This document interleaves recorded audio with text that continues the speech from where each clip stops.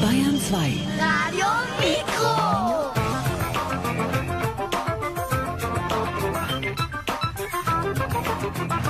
Radio Mikro. In den Sommerferien spukt der Pumuckl durch Radio Mikro. Jeden Freitag und Samstag wiederholen wir die schönsten Folgen der Hörspielserie Meister Eder und sein Pumuckl von Alice Kaut. Heute ist es wahrscheinlich ein großer Vorteil, dass es erst 14 Uhr und noch heller Nachmittag ist. Denn im Dunkeln würde ich diese Pumuckl-Folge nicht so gern hören. Da wird es zwischendurch ganz schön gruselig. Wie, ihr glaubt nicht, dass es den Pumuckl gruseln könnte? Dann lasst euch überraschen. Grüß Gott, Kinder. Habt ihr schon mal was von Schlossgespenstern gehört? Sicher. Natürlich weiß man, dass es keine Gespenster gibt. Und selbst der Pumuckl, der doch zu den unsichtbaren Wesen gehört, hat noch nie eines gesehen und hält sie für ein glattes Märchen. Aber es gibt so alte, etwas versponnene Leute, die behaupten steif und fest, dass es Schlossgespenster gibt. Jakob, der alte Diener der Gräfin zur Linden, gehört zu diesen Leuten. Aber wahrscheinlich glaubt er deshalb daran, weil er lange auf dem etwas düsteren gräflichen Schloss gelebt hat und es in dem alten Gemäuer eben mal immer irgendwo raschelt und knistert und knarzt. Seit ein paar Jahren ist die Gräfin in ihre Stadtwohnung gezogen, die mit wunderschönen alten Möbeln eingerichtet ist. Wie ihr vielleicht wisst, ist Meister Eder als Fachmann für Reparaturen von alten Möbeln weithin bekannt. Er kennt die Gräfin und sie ihn. Und eines Tages fuhr wieder der gräfliche Wagen vor Eders Werkstatt vor und der Chauffeur, zusammen mit dem Diener Jakob, luden vorsichtig eine kleine Kommode aus und brachten sie zu Eder. Sie stellten die Kommode ab und der gräfliche Diener Jakob sagte ehrfürchtig: 16. Jahrhundert. Ein Stück aus unserem Schloss. Die Frau Gräfin lässt bitten, die etwas beschädigten Intarsien wieder zu ergänzen. Ja, ist gut. Die Feuchtigkeit auf dem Schloss, wissen Sie. Ja, da ist ein bisschen aufgezogen. Das kriegen wir schon wieder hin. Aber eine rechte Tiftel, aber das schon.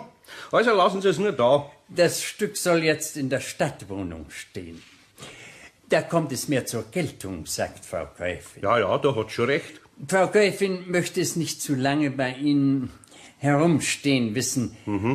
Es ist sehr wertvoll und die Gefahr, dass... Ja, es ist mir auch lieber, wenn ich es wieder draußen habe. Sie können es übermorgen wieder abholen. Frau Gräfin wird Ihnen sehr zu Dank verpflichtet sein. Auf Wiedersehen, Herr Eder. Auf Wiedersehen und sagen Sie der Frau Gräfin einen schönen Gruß. Dankeschön. Ich werde ihr den Gruß übermitteln.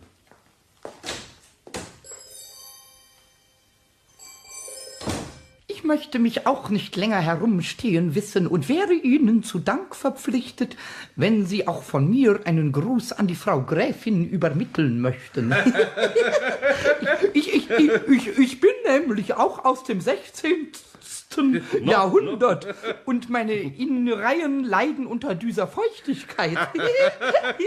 Mein Pumuckl, da hast du aber gut aufgepasst. Was ist das eigentlich in Dingsbums? Intarsien. Das ist ein Land bei Italien. Na, Pumuckl, das ist eine Einlegearbeit. so. Schau, das Muster, das da im Holz drin ist, das hat vor ein paar hundert Jahren ein Schreiner handgeschnitzt und eingelegt.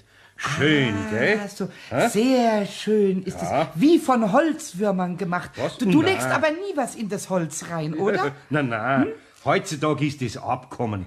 Aber die Frau Gräfin hat viel so alte Sachen. Lauter so alte Sachen. Ja, dort jetzt staunen, wenn Sie das sehen könnt. Vielleicht hat sie kein Geld, kann sich keinen neuen kaufen. Doch. An die Wände, da hängen lauter alte Uhren. Die dicken durcheinander und an der einen Wand sind alte Schwerter aufgehängt. Ja, alle von den gräflichen Ahnen.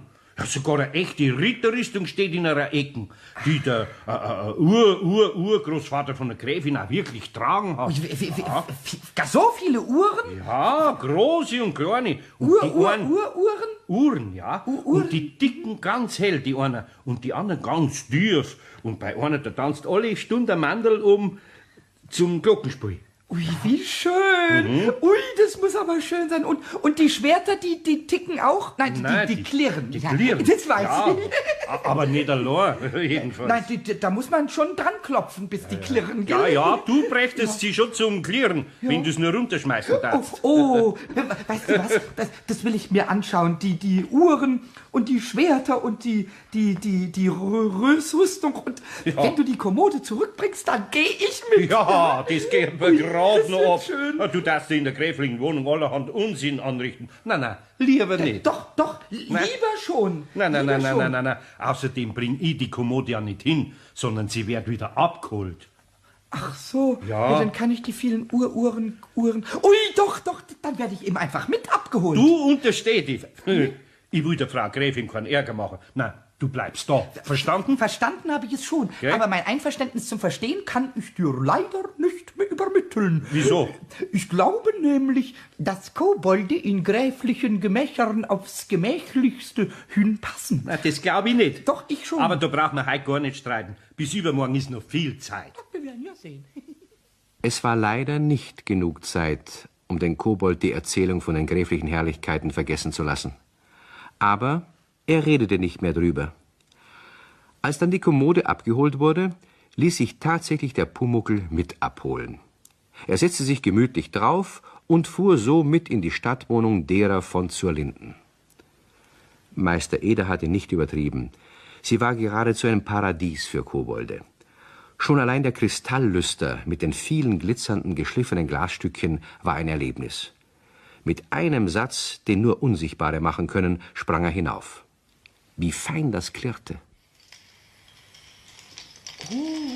Oh, das ist ja eine klingende, singelnde Schaukel. Schön durcheinander klimpern. So.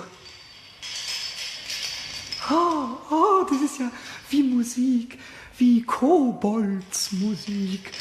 Da fällt mir direkt ein Lied ein. Mit Geflüster sitz ich im Lüster, Meister Eder, jetzt müsste die Stirn runzeln düster, doch ich spring in die Rüstung mit einem Sprung. Hui! Hey, du. Hallo, steh nicht so dumm da, du Silbermann. Klingst aber sehr hohl. Ob ich da mal da reinklettern soll?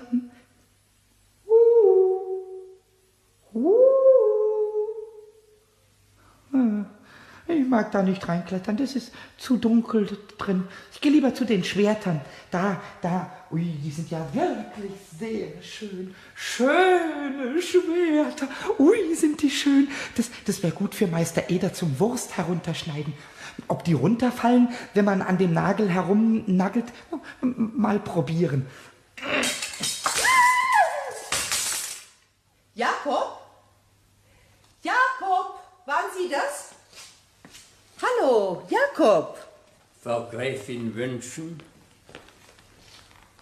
Oh, da liegen ja 2 von den Schwertern auf dem Boden. Darum habe ich eben nach Ihnen gerufen. Ich dachte, Sie wären Die hier. Schwerter sind, Sie sind, Frau Gräfin, gestatten, aber das geht nicht mit rechten Dingen zu. Aber Jakob, wenn etwas runterfällt, geht es immer mit rechten Dingen zu. Die waren eben schlecht aufgehängt. Mit Verlaub, Sie waren von mir eigenhändig aufgehängt, und wenn ich etwas aufhänge, hängt es gut. Ja, das kann schon sein. Aber sehen Sie doch mal hier. Da ist ein Nagel aus der Wand gebrochen. Obwohl kein Mensch im Zimmer war.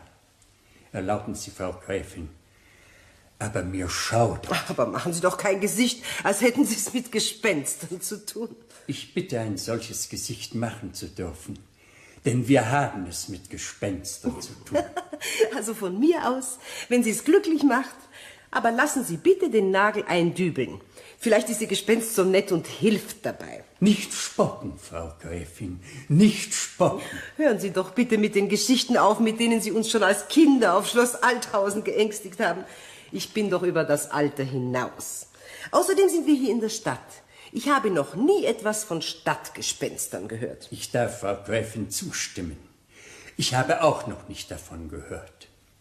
Jedoch immerhin haben Sie etliche Möbel vom Schloss kommen lassen. Diese Kommode zum Beispiel und... Ja, und da wurde ein Gespenst versehentlich mit eingepackt. Also solchen Unsinn habe ich wirklich noch nie gehört. Ich gebe zu, dass dieser Vorgang ungewöhnlich wäre, Frau Gräfin. Aber warum sollte ein Gespenst die günstige Gelegenheit eines Transportes nicht wahrnehmen und... Also genug, Jakob. Bitte, bringen Sie das wieder in Ordnung. Wie Frau Gräfin wünschen. Der Nagel wurde eingedübelt. Da Pumuckl kein Gespenst sein wollte, das so nett ist und hilft, verhielt er sich ganz ruhig. Erst wieder, als er allein im Zimmer war, setzte er seine Entdeckungsreise fort. Meister Eder hatte doch von Uhren gesprochen, kleinen und großen. Wo waren die? Er entdeckte sie im übernächsten Zimmer.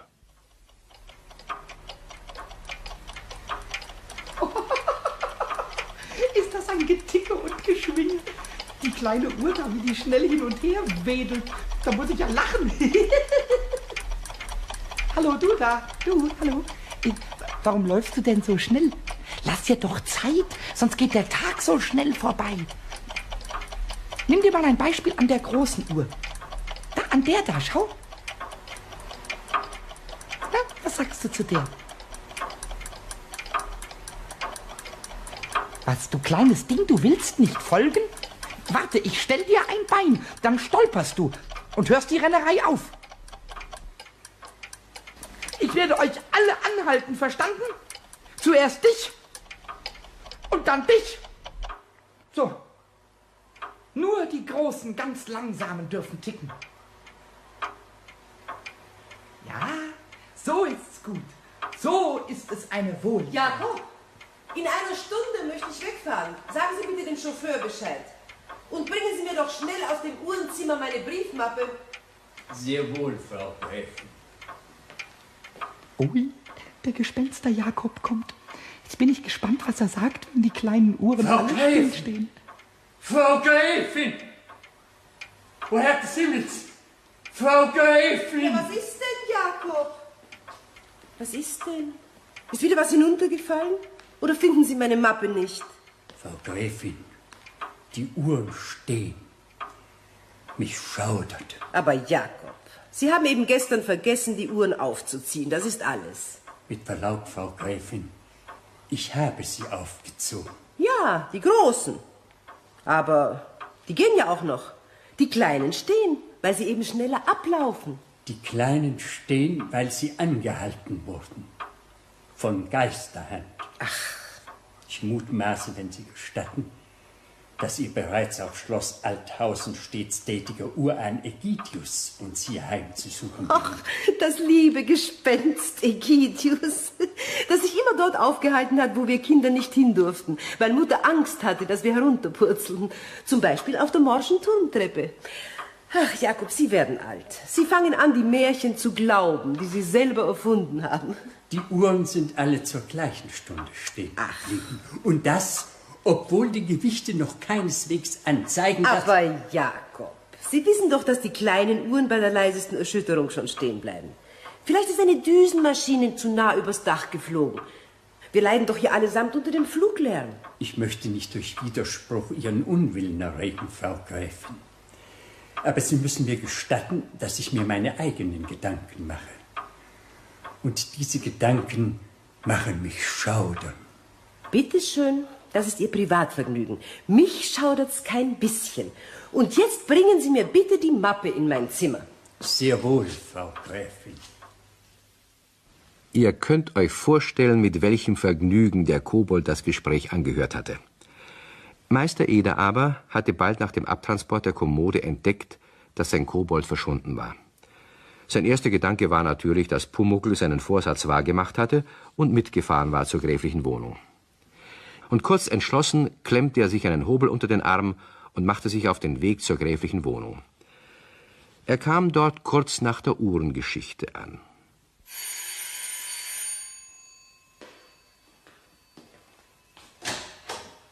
Grüß Gott.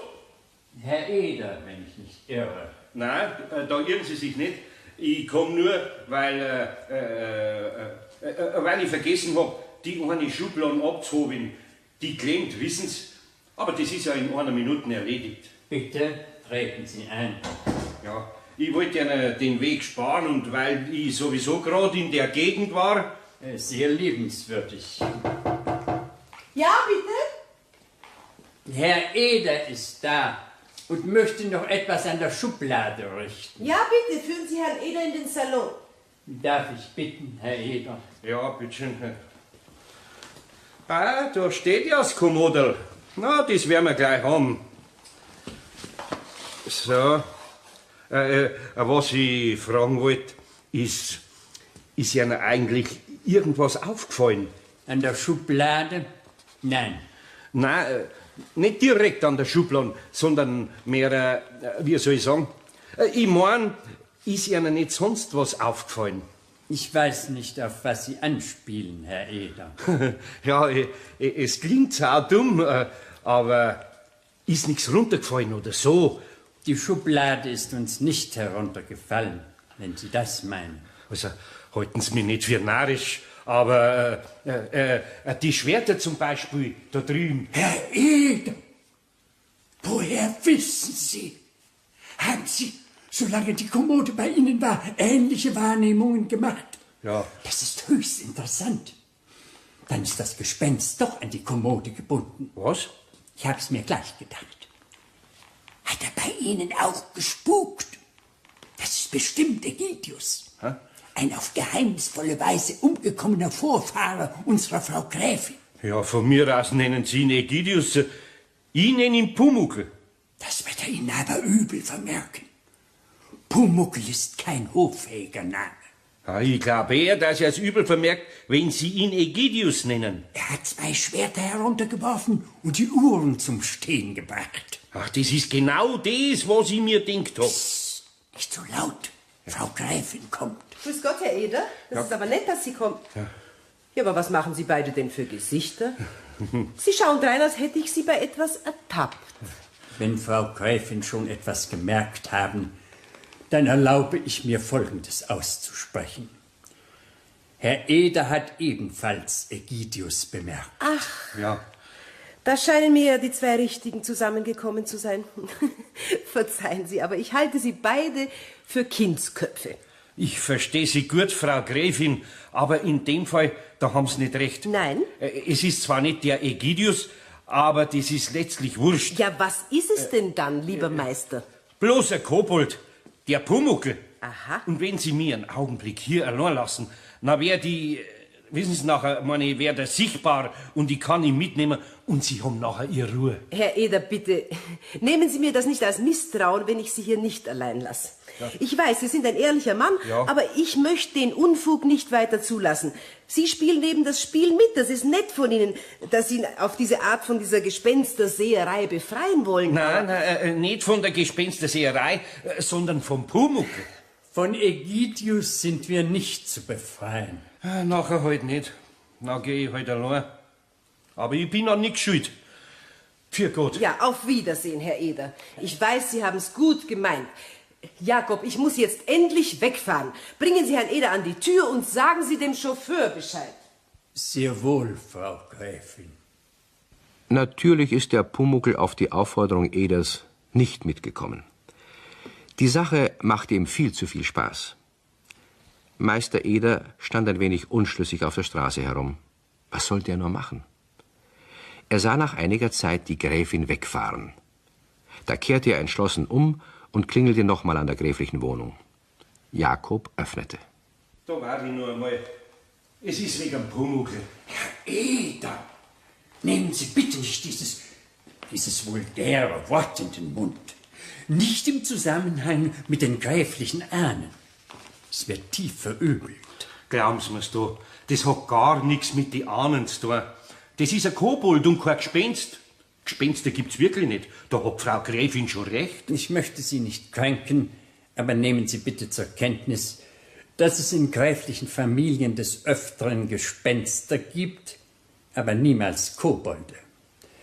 Kobolde entsprechen keiner vornehmen Tradition. Ja, von mir aus.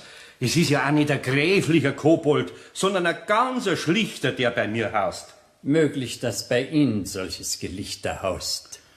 Bei uns nicht. Sieh, gell? Der Pumuckl ist kein Gelichter. Das ist ein netter Kerl. Und wenn's mich reinlassen und allein schauen lassen, wo er ist, na werden schon sehen, dass ihr Egidius auch verschwunden ist. Aber wenn der Pumuckl das Gespräch gehört hat, nachher werden's was erleben, das sag ich Ihnen. Und jetzt endgültig für Gott. Der Pumuckl hatte das Gespräch gehört. Und der Meister Eder, der doch seinen Kobold kennt, hatte richtig prophezeit. Voll Zorn über die abfällige Art, in der der Diener Jakob über Kobolde gesprochen hatte, sprang er wie ein Floh in der gräflichen Wohnung hin und her. Oh, Gelichter, hat er gesagt. Ich und ein Gelichter. Kränkung, Beleidigung und keine vornehme Tradition. Kobolde haben die vornehmlichste Tradition, die es gibt. Oh, das fordert Rache, fürchterliche Rache. Ich muss was tun, was Gespenster nicht tun. Aber was tun denn Wesen, die es nicht gibt? Halt, ich hab's. Jemand, den es nicht gibt, der kann auch nicht zwicken und picken, der kann... Ich weiß, was ich tue.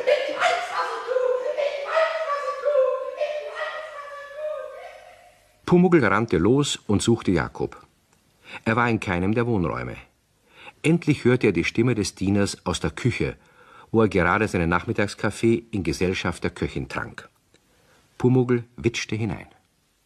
Ich weiß, Fräulein Marie, Sie sind zu sehr irdischen Dingen zugewandt, als dass Sie dafür Verständnis hätten. Zu. Aber glauben Sie einem alten Mann? Na, da gebe ich der Frau Gräfin recht. Gespenster gibt's nicht. Dagegen gibt's Tage, an denen alles schief geht. Da kann man schon eher an einen Kobold vom Herrn Eder glauben. Schenken Sie ihnen noch ein. Es ist schon noch ein Kaffee drin in der Kanne. Bin so frei. Au! Ja, wir haben denn jetzt das gemacht. Der ganze Kaffee auf dem Boden und die schöne Kanne ist hin. Vor lauter Gespenster können es wohl Kaffeekanne nicht halten. Ich weiß auch nicht, wie das gegangen ist. Mich hat etwas gezwickt und... Gezwickt wird's was haben. Ihr Gespenst vielleicht. Nein, sowas tun Gespenster nicht. Wo ist denn jetzt mein Putzlumpen? Den habe ich doch gerade vorhin in der Hand gehabt. Herrschaftszeitig, wo ist denn der Putzlumpen? Ich hole Schaufel und Besen. Eine Schaufel steht unterm Herd. Nein, sie steht nicht unterm Herd. Freilich, da habe ich es doch vorhin hingestellt. Mach es halt Augen auf. Es ist nutzlos, Augen aufzumachen, wenn man deutlich sieht, dass die Schaufel nicht da ist. Ja, wie schauen denn Sie überhaupt aus? Ja, voller Butter. Da vorne runter sind sie voller Butter. Und Ihr Semmel liegt mit im Kaffee am Boden. Ja, wann haben Sie denn jetzt die runtergeschmissen? Die habe ich ja gar nicht... Oh, die schöne Livree. Frau Gräfin wird schelten. Habt Sie ein Fleckmittel? Ist das schon Kuckuck, wo ist denn mein Putzlumpen? Wo haben Sie ein Fleckmittel? Nehmen Sie das Benzin, da drüben steht's. Nein, es steht nicht da drüben. Es steht da drüben, ich seh's doch. Tatsächlich. Jetzt schmeißt er das Benzin auch noch am Boden. Der Gestank jetzt da herin. Ja, und wo ist denn der Putzlumpen? Ich bin an das Benzin noch gar nicht richtig hingekommen. Da ist es schon hinuntergefallen. Hören Sie doch mit den Krampf auf. Von allein fällt nichts runter. Also wenn ich jetzt gleich den Putzlumpen nicht finde, dann wäre ich narrisch. Überflüssig. Er liegt vor Ihnen auf dem Boden. Wer? Der Putzlumpen. Tatsächlich. Jetzt glaube ich selber an Gespenster. In diesem Fall ziehe ich es vor, an Kobolde zu glauben. Das ist nicht gespenstisch, das ist boshaft. Au! Aber was heißt au? Ich beliebte neuerdings etwas zu zwicken. Ich werde Herrn Eder hierher bitten. Nee, mach es ja doch nicht lächerlich. Der hat doch bloß einen Spaß gemacht. Möglich. Aber mir geht der Spaß zu weit. So kam es, dass gegen Abend Jakob an Eders Werkstatt klopfte. Das Gesicht des Dieners war weit weniger hochmütig als am Nachmittag. Entschuldigen Sie die Störung, Herr Eder, aber... Ist was passiert? Ja, man kann es so nennen. Man könnte es auch mit Ungeschicklichkeit erklären, aber... Haben Sie was runtergeschmissen? Woher wissen Sie das? Mei, ich kenn halt meinen Pumuckl. Die Art, wie Sie über ihn gesprochen haben, das vertragt er nicht. Ich weiß nicht, ob Sie nur zu scherzen belieben, aber sehen Sie meine Livree an. Sauber, da haben Sie sich ganz schön vollgeschmiert. Ich? Ja, wer denn sonst?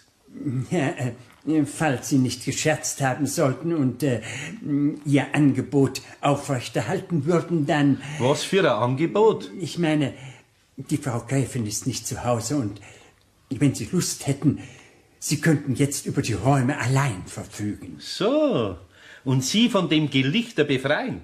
So haben's doch gesagt. Es war nicht so gemeint. Ich meine, am besten meine ich gar nichts mehr. Ja, das ist am besten. Also ich komm mit und wenn Sie nachher Ihre Ruhe haben, dann wird nie mehr über die Geschichte geredet. Ausgemacht? Gerne. Die Frau Gräfin schätzt es sowieso nicht. Und was ist nachher mit Ihrem Ägidius? Auch darüber werde ich nie mehr einen Ton verlieren. Gut, dann gehen wir.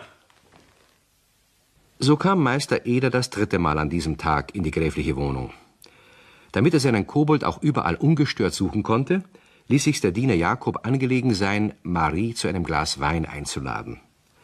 Der Meister Eder aber ging von Zimmer zu Zimmer und rief: Pumuckl! Pumuckl! Pumuckl, komm her! Jetzt gehen wir wieder heim, Pumuckl, komm! Pumuckl! No? Der Herr von Pumuckl gerühmt, in dem Lüster zu sitzen. Wenn Herr Eder so gütig wäre, seine Augen zur Decke zu heben, dann wäre der Herr von Pumuckl gesonnen, ihn zu begrüßen. Bei Gott, da sitzt er ja. Ja. Na, du musst es ja kreiselig trieben haben, dass man mich geholt hat. Oh, bitte, pardon, ich triebte es nicht gräuselig, sondern grauselig. Ja? Die Kanne beliebte zu zerschellen. Na. Das Benzin ließ es sich angelegen sein, auf dem Küchenboden herumzufließen. Die Buttersammel erlaubte sich über den Anzug zu fallen und der Putzlampen erfreute sich eines Verstockstühles. Also, du wärst ja so ein Basis, ey. Also, komm, Pumuckl, jetzt geh mal runter. Ich hab Hunger und du sicher auch. Aber Sie, Eder, Hunger! Ja? Nehmen Sie bitte nicht dieses vulgäre Wort in den Mund. Nicht im Zusammenhang mit vornehmen Pumuckeln. Es wird tief verübelt. Also, wenn's nicht gleich runterkommst, na fang ich an, was tief zu verübeln. Das würde nicht unserer vornehmen Tradition entsprechen. Ich bin nämlich kein Gelüchter. Nein, Was? ich bin nämlich kein Gelichter. Ich bin kein Gelichter. Ich bin kein Gelichter. Wenn man in einer Lampe sitzt mit so viel Lichter und sich so aufführt wie du, nachher weiß ich nicht, ob das Wort Gelichter nicht vielleicht da. Nein! Hui! Ah. Bin schon herunter. Na, also nachher. Ja, bin ich jetzt immer noch ein Gelichter? Na, jetzt denn nimmer. Ja. Also komm her, geh weiter, Pumuckl. Setz dich da rein, meine Taschen und dann gehen wir heim. Ist eine Tasche auch etwas Vornehmes? Ja, äußerst vornehm, glauben wir's. Ja, ich glaube das. Okay. Hier wird's mir nämlich allmählich auch zu Na, langweilig. das sag ich weißt, ja. weißt du, kein bisschen Na, gar Hobelspäne nichts ist hier ist. und keine schöne Hobelbank Na. und keine Säge, die laut kreischt, wenn du Holz auseinanderschneidest und keine es ist- Schaukel, ja, in der du dichten in kannst. der ich Und dichten kein warmes kann. Und kein Pumuckelsbett zum warmes Schlafen. Pumuckelsbett zum Schlafen. Ja, das ist wahr. Also Komm, gehen wir. komm, gehen wir. Aber ja, gehen wir vornehm, ja? Ganz reiche mir vornehm. deinen Arm. Ja, jetzt geh nur zu. Ägidius, grüße den Herrn Jakob und beliebe ihn zu trösten, wenn er die Uhren aufziehen will. Die Schlüssel sind nämlich ein bisschen durcheinander geraten.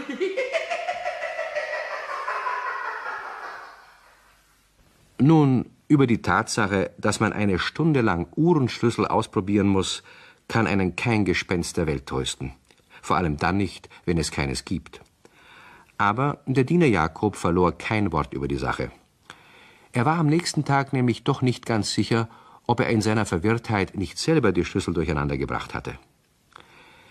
Er wartete noch eine Zeit lang, ob sich Ägidius nicht wieder meldete. Vergebens. Dann beschloss er, gewillt zu sein, die Angelegenheit gehorsamst auf sich beruhen zu lassen. Vornehm ausgedrückt. Der Pumuckl aber fand es auf die Dauer zu anstrengend, gewillt zu sein, zur Kenntnis zu nehmen, etwas verübeln zu müssen. Und das ist auch gut so, denn wir sind gewillt, das nächste Mal zu hören, wie die Geschichte weitergeht. Das war Pumuckl und das Schlossgespenst aus der Hörspielserie Meister Eder und sein Pumuckl von Alice Kaut. Mit Hans Klarin als Pumuckl, Alfred Pongratz als Meister Eder und August Riehl als Erzähler. Außerdem spielten Fritz Rasp, Elinor von Wallerstein und Marianne Brandt. Regie